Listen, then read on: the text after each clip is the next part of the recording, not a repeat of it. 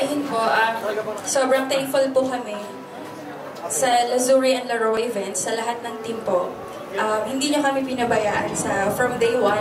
Thank you for assisting us and thank you for making our day extra special.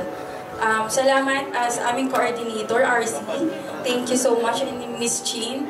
Kahit dalawa ang wedding nyo ngayon ay multitasking kayo, naasikaso nyo pa rin kami. At sa lahat din po ng sa team ng Hair and Makeup po, Miss Mel, sa lahat po, salamat po ng napakarami sa inyo.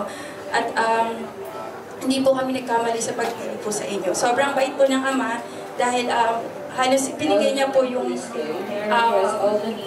higit pa sa mga hiniling po namin. So, thank you so much po.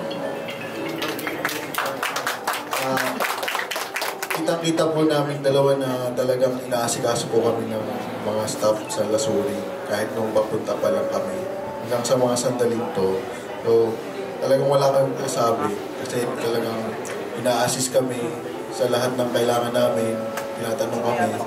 Tsaka organized talaga yung event, lalo na sa mga time frame. So, kaya nagiging mas spontaneous siya sa wala pagising namin hanggang sa present na to. So, sa pagtulog. So, salamat sa sa Lazuri at sa staff. Thank you.